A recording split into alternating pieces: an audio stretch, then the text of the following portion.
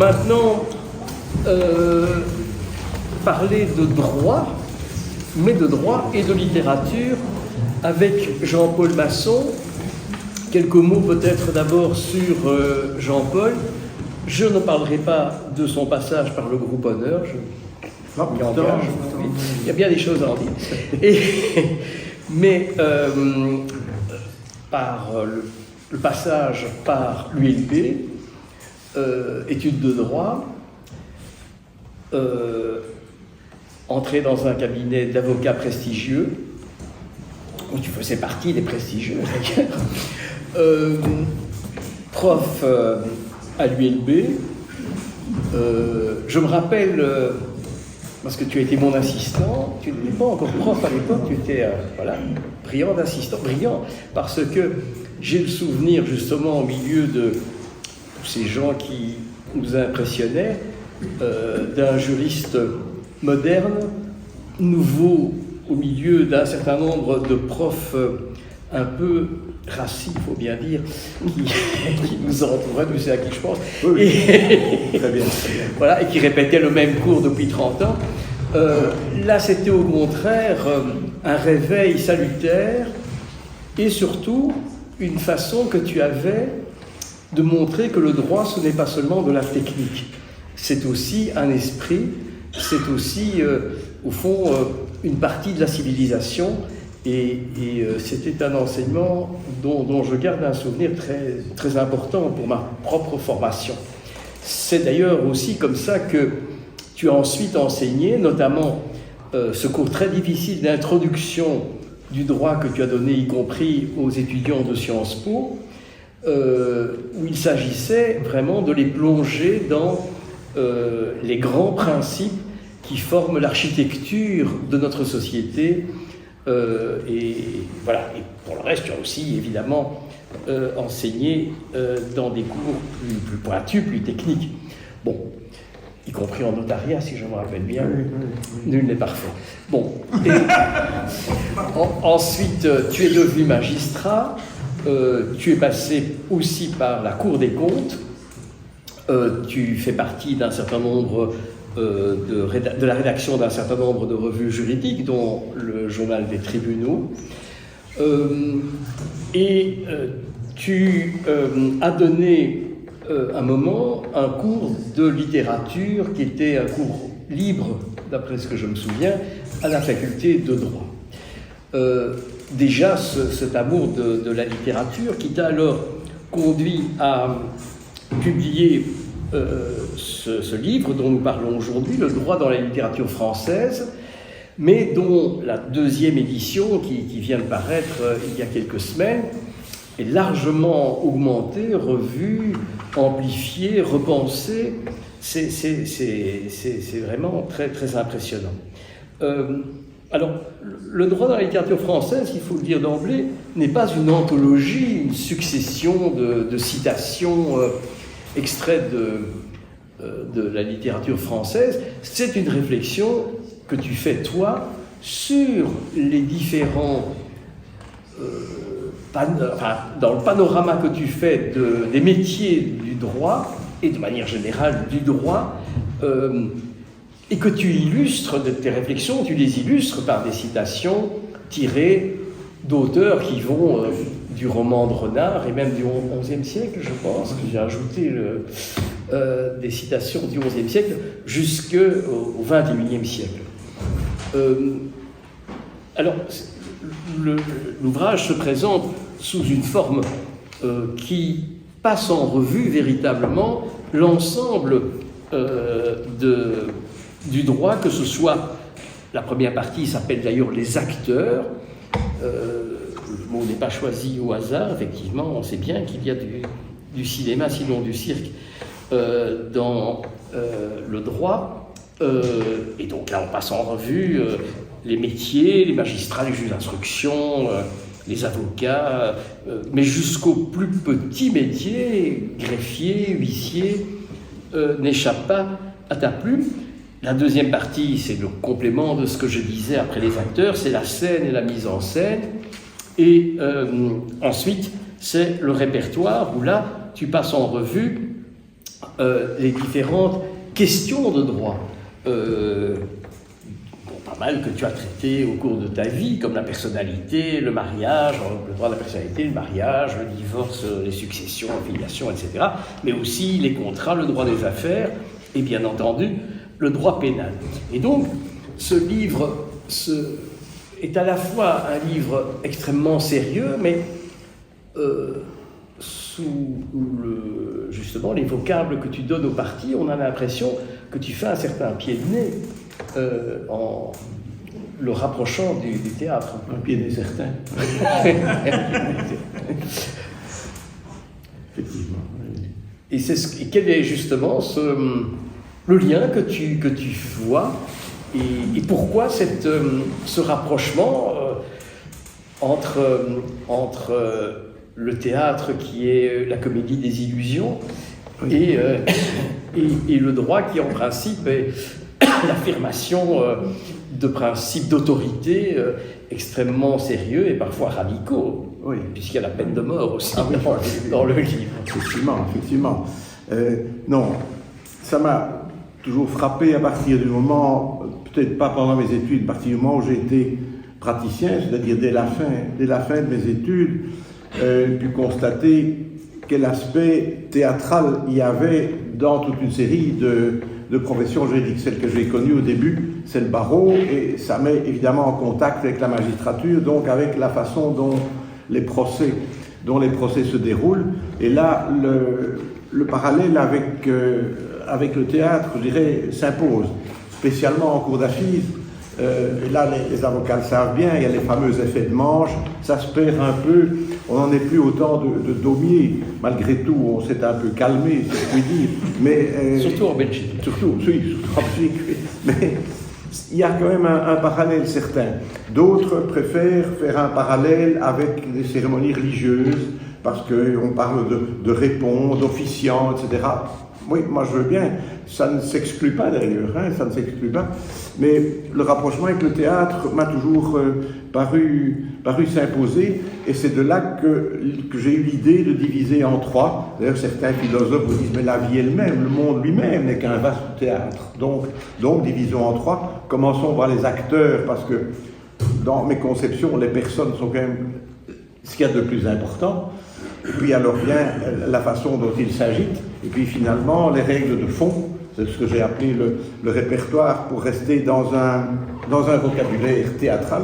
Le répertoire dit les règles de fond, les règles que tous les praticiens, et même les non-praticiens d'ailleurs, sont appelés, parce que le droit ne s'impose pas qu'aux avocats, toute personne est tenue de respecter les règles de droit, donc a son opinion sur elle. Il est évident, un sujet comme la peine de mort, il est évident que tout le monde a une opinion là-dessus, même sans avoir jamais été poursuivi ou sans avoir jamais encouru ou fait quelque chose qui mérite la peine de mort du temps où elle existait et actuellement, c'est encore le cas dans beaucoup d'autres pays.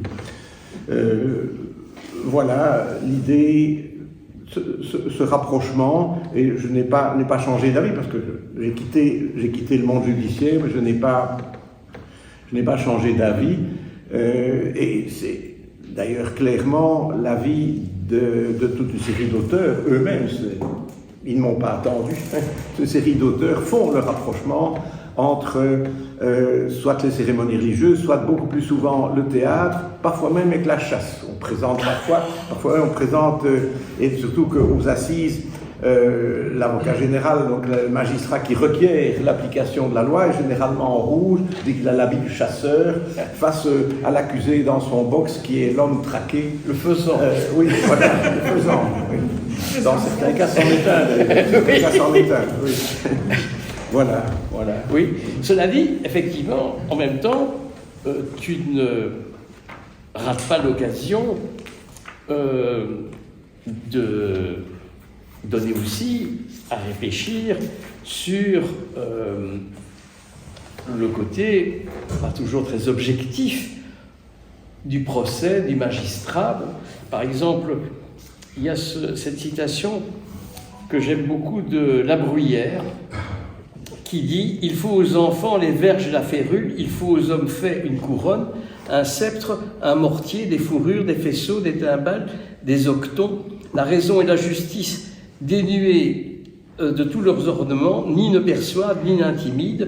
L'homme qui est esprit se mène par les yeux et les oreilles. » C'est tout à fait extraordinaire d'écrire ça, en plus au XVIIe. Donc, il y a là déjà une espèce de réflexion critique sur la manière dont la justice se rend, et aussi le fait peut-être qu'au fond, on s'assimile à l'autorité. Oui, mais la justice fait partie des pouvoirs de l'État sans raisonner en juriste. On dit qu'il y a 3 pouvoirs, législatif, exécutif et judiciaire, indépendamment de ces qualifications qui sont d'ailleurs justifiées, c'est pas ça. Mais il est clair que le juge fait partie du pouvoir. À certains moments, bien sûr, il lui arrive de s'y opposer. On a vu ça d'ailleurs, surtout sous l'Ancien Régime, où les parlements s'opposaient au pouvoir royal, et pas d'ailleurs d'une façon progressiste, d'une façon extrêmement rétrograde, réactionnaire. Ils ont empêché toute une série de réformes sous les règnes de Louis XV et de Louis XVI. Hein. Mais bon, la justice fait partie du pouvoir, ça c'est certain.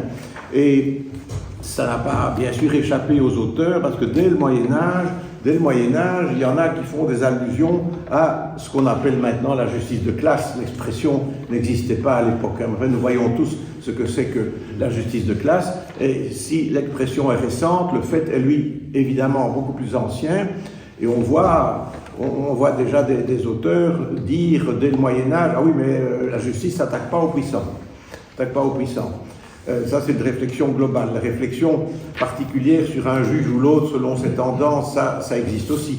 Mais on voit dès Rabelais, la justice de classe est épinglée d'une façon extraordinaire. Il dit que nous sommes un peu comme des toiles d'araignée, alors les petits s'y prennent et les grands traversent, sans le moindre problème. Et ça, c'est une opinion qui persiste encore maintenant. La justice de classe est certainement en régression, fort heureusement, depuis la Révolution française. Mais enfin, je crois que je le note d'ailleurs dans le livre, une réflexion faite par un auteur qui s'appelait Gérardi, Gérardi c'est un poète, qui est l'auteur anonyme, on sait que c'est lui, mais enfin à l'époque ça a été par prudence, publié avec 3 étoiles, les carnets du roi qui se présentent comme étant écrits par Léopold II à la fin de sa vie. C'est savoureux, lisez les carnets du roi, c'est extraordinaire. Et le gars a dû avoir des contacts avec des gens proches du palais pour pouvoir écrire ça. Et là, à un certain moment, il écrit cette chose qui est significative, c'est donc le bouquin est du début du XXe siècle. Il dit, on croit généralement que le vol est interdit. C'est une grave erreur. Seulement, il n'est permis de voler qu'en grand. Les petits vols sont sévèrement punis. Ce qui correspond au discours aussi de Charles Plein à la fin de M. Verdoux, où il dit quand on tue une personne, on est en cour d'assises, et quand on y tue des millions, on est félicité. Ce qui est évidemment particulièrement d'actualité. Oui. Mais à propos justement de la justice de classe, ça rappelle ce que tu as été puisé chez Victor Hugo, lorsqu'il dit dans Les Misérables, tant qu'il existera par le fait des lois et des mœurs une damnation sociale créant artificiellement en pleine civilisation des enfers et compliquant d'une fatalité humaine la destinée qui est divine, tant que les 3 problèmes du siècle, la dégradation de l'homme par le prolétariat, la déchéance de la femme par la faim, l'atrophie de l'enfant par la nuit ne seront pas résolus, tant que dans certaines régions l'asphyxie sociale sera possible. En d'autres termes, et à un point de vue plus étendu encore, tant qu'il y aura sur la terre ignorance et misère, des livres de la nature de celui-ci pourront ne pas être imaginés. Oui. Ce qui est tout de même assez fascinant comme actualité, comme discours. On l'écrirait autrement, mais... c'est au siècle d'une bourgeoisie toute puissante. Hein. Voilà, c'est ça. Il faut bien dire Raoul et Debeau pourraient dire la même chose. Oui, mais sous diverses appellations, Restauration, Monarchie de Juillet, Deuxième République, Second Empire, Troisième République, tout ça, en réalité, c'est la bourgeoisie toute puissante. toute puissante, qui ne va pas jusqu'à faire exécuter les gens pour délit d'opinion. Bon, c'est entendu, c'est quand même pas la Turquie du temps des empereurs ottomans.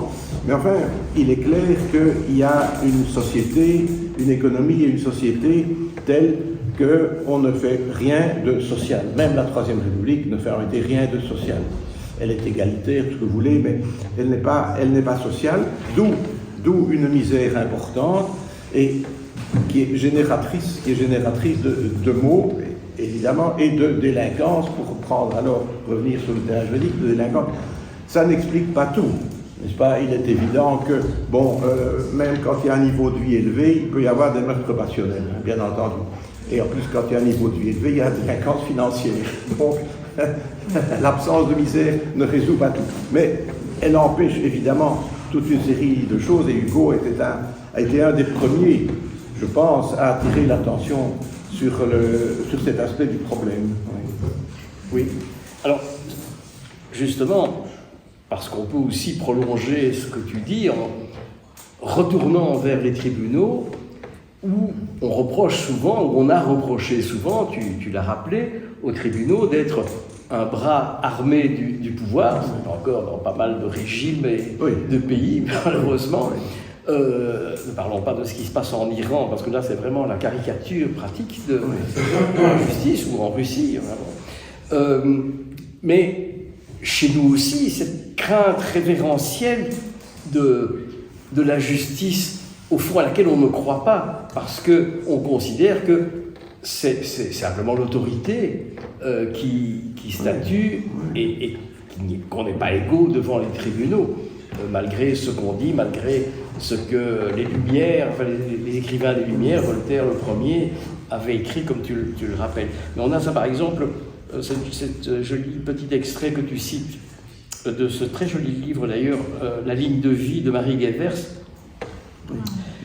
qui a été réédité une dizaine d'années, et où elle parle justement d'un procès qui concerne une jeune femme qui a été assassinée, et elle écrit « Le juge d'instruction de Turnhout ne put rien tirer des gens, et puis n'est-il pas prudent de se taire quand on a du bétail, des enfants, et que celui qu'on soupçonne détient le pouvoir d'émerance ?» Et il y a quand même encore de ça, de cette crainte d'une partie des gens qui sont traînés devant les tribunaux, qu'en fait il n'y aura pas de justice. La justice n'est pas pour eux. Oui.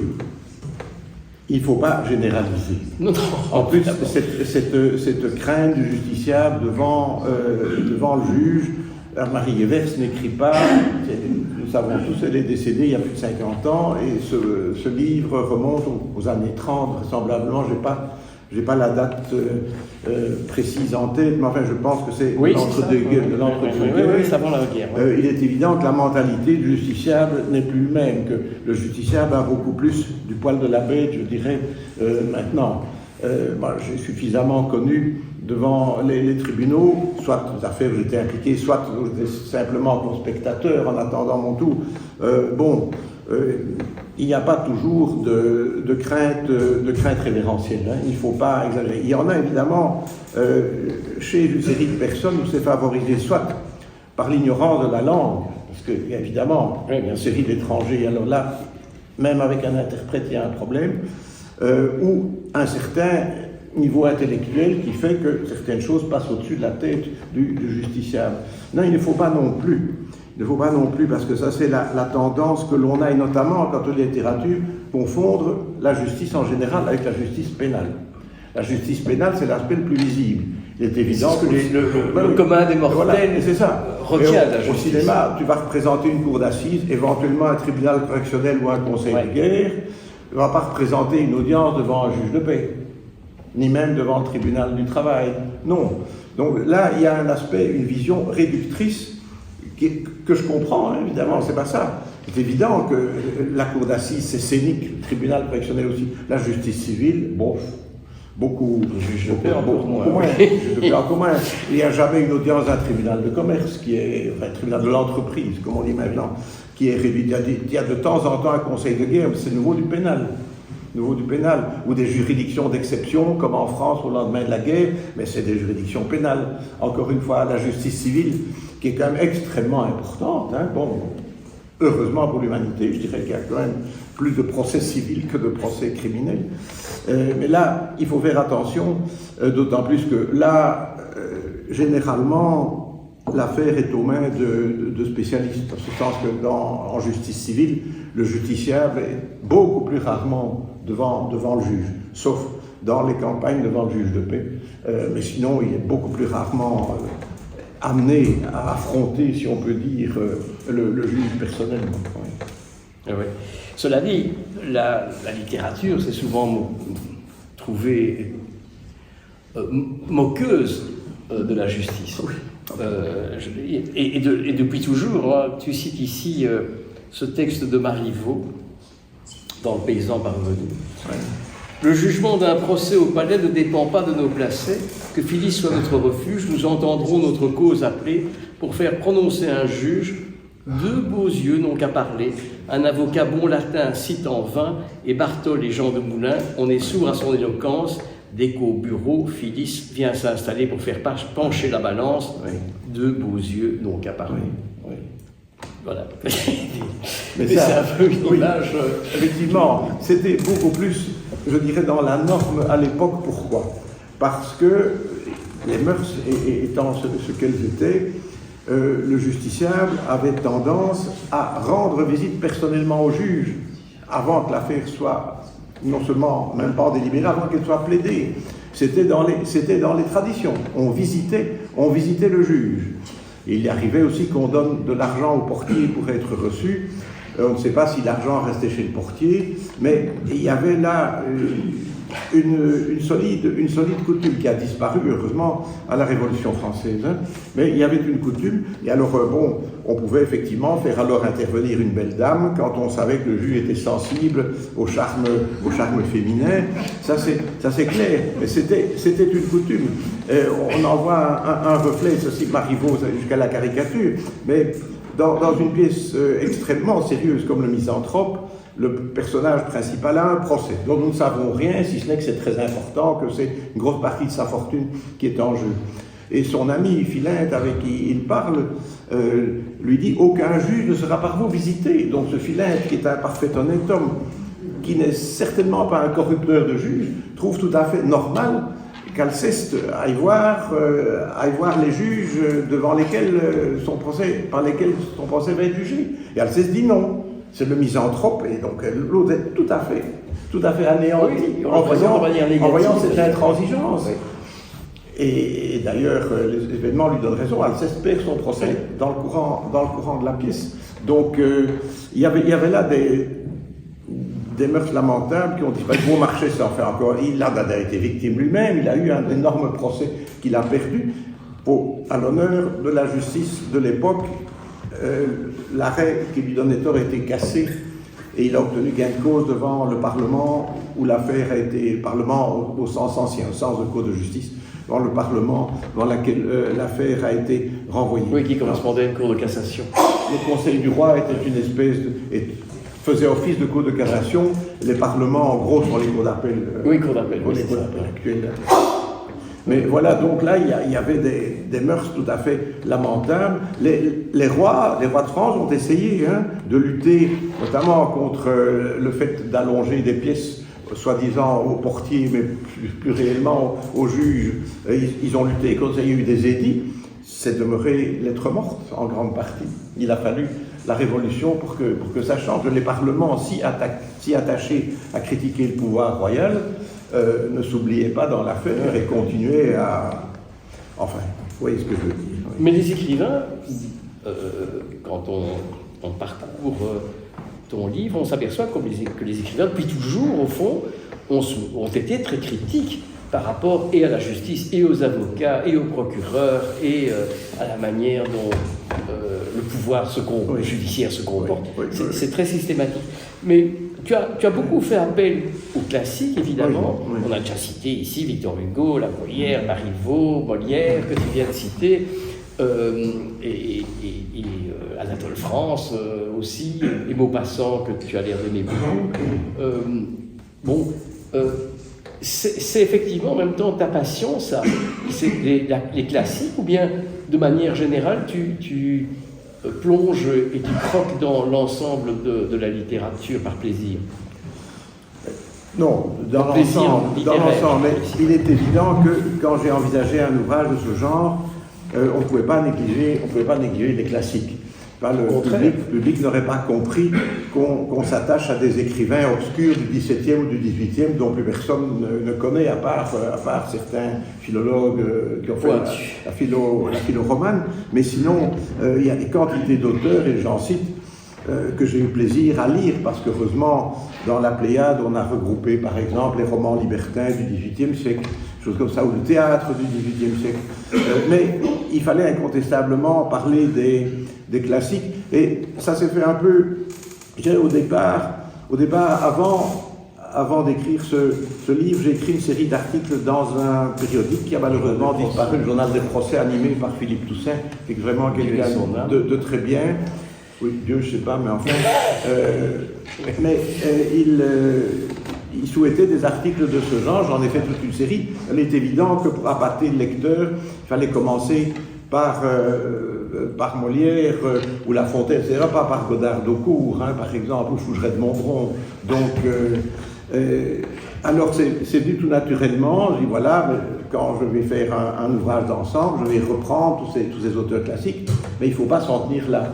Et c'est ton goût aussi, les auteurs classiques, c'est ton goût? Oui, certainement. Attention, il y en a qu'on aime plus ou moins. Oui. J'ai énormément d'admiration pour Molière ou pour Voltaire.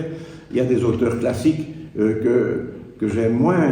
Je dirais parce que classique ne se limite pas au XVIIe, évidemment, parce que sinon, tu reprends au sens restreint, alors la langue classique, c'est la langue du XVIIe. Mais voilà, par exemple, un grand auteur comme Zola, quelqu'un que je n'aime pas beaucoup. Attention, je l'aime beaucoup sur le plan humain, je lui rends hommage parce qu'il a eu un courage extraordinaire dans l'affaire Dreyfus, il a failli aller en prison pour ça, et il a été vraiment le moteur de la révision dans l'affaire, mais je ne suis pas enthousiaste par ce qu'il écrit, parce que c'est quand même un peu trop sinistre. Bon, je ne dis pas que le Second Empire était... C'est Napoléon III, oui, c'est ça. Oui, c'est ça. Il voulait la démolition de Napoléon l'histoire naturelle d'une famille sous le Second Empire. Bon, ce n'était pas le régime idéal, nous sommes bien d'accord, personne ne va prétendre que c'était un régime idéal. Enfin, de là à dire que tout était noir, absolument, ça me paraît véritablement excessif. Et alors, il manque un peu d'humour et d'ironie à certains moments. Dans sa vie privée, je ne crois pas, mais comme écrivain, là, ça c'est... Alphonse Allais, à la même époque, était plus drôle. Oui. Tu cites aussi. Je le dis avec d'autant plus de plaisir que tu... Oui. Ah oui, Alphonse Allais, il a fait une parodie de l'affaire Dreyfus qui est tout à fait savoureuse. L'île du diable est un truc tout à fait extraordinaire. Ça, il faut lire absolument. Comment tu fais, toi, pour... quand tu lis un livre et que tu as envie de retenir une citation, tu t'interromps dans ta lecture et tu notes. C'est compliqué de se plonger dans un livre et puis de lever la tête. C'est plutôt en deux temps. Lire l'ouvrage complètement et puis revenir en prenant alors à ce moment-là des notes. Je vais vous donner la parole avant de clôturer. Une question sur le rapport des romanciers avec la vraisemblance. Oui. C'est évident. Est-ce que les romanciers français ont une culture juridique suffisante en moyenne? Quelle est la proportion de ceux qui n'auraient pas cette culture juridique suffisante pour éviter les situations invraisemblables? Il y a plein d'invraisemblances. J'ai fait un chapitre, d'ailleurs, même deux chapitres. Il y en a un qui s'appelle les farces, parce que là, l'invraisemblance est voulue, si je puis dire, pour être drôle. Puis j'ai fait un chapitre sur les invraisemblances, et là, elles sont légion, chez des tas de gens. Certainement, beaucoup moins chez oui, Stendhal, mais beaucoup moins chez Balzac, qui est un romancier réaliste, que chez Simenon, où il y a là, dans des romans tout à fait passionnants, des invraisemblances. Et à la décharge de littérature, je vous signale que c'est quand même moins invraisemblable en littérature que dans les séries télévisées ou les téléfilms que vous voyez. Parce que là, c'est un comble, c'est n'importe quoi. C'est n'importe quoi. Je parle du droit, évidemment, je ne parle pas des situations, mais au point de vue juridique, ce que vous trouvez dans ces séries télévisées françaises, que je ne parle même pas des États-Unis, parce que là, je ne connais pas suffisamment le droit, donc là, je n'aurais pas l'imprudence de m'y attaquer, mais pour les séries françaises, où le droit est même que chez nous, en tout cas à peu près, où on le connaît en tout cas, là, on est à certains moments dans le délire le plus total. Et dans la littérature, il y a des choses invraisemblables. Il y a chez François Copé, ce n'est pas un très grand auteur, mais enfin, soit, il a eu une certaine renommée. François Copé, il y a un magistrat qui siège aux assises, et pendant qu'il siège, on s'aperçoit, c'est déjà aussi assez loufoque, que l'accusé est son enfant naturel. Son enfant naturel, oui. Et vous croyez qu'il va s'arrêter immédiatement, mettre sa toque et s'en aller? Pas du tout. Il continue à siéger jusqu'au bout en faisant pression pour qu'il y ait un acquittement. Il se produit évidemment. Donc on est en plein délit. Alors il y a deux choses évidemment. On peut admettre, je ne vais pas dire sans exposer invraisemblable, des erreurs juridiques. Pourquoi? Parce qu'il y a ce qu'on appelle les droits du romancier. Si à certains moments il veut donner un coup de pouce, eh bien bon, ça on peut l'admettre. Alors pourquoi est-ce que dans certains cas, des gens qui ont une culture juridique ou qui se sont renseignés, parce que nous savons qu'une série de romanciers se sont renseignés avant d'écrire certains ouvrages, alors là je crois que c'est vraiment l'idée de laisser libre cours à leur imagination. Et parfois c'est utile et ça n'est pas ultra choquant. Il y a un conte de Maupassant là-dessus qui s'appelle L'héritage. Une vieille dame très riche et qui n'a pas d'enfant laisse sa fortune qui est considérable aux enfants de son neveu, un neveu ça elle l'a, mais aux enfants de son neveu à condition qu'il laisse dans les 3 ans de son décès à elle, de l'ouverture donc de la succession. Bon, or c'est tout à fait inexact.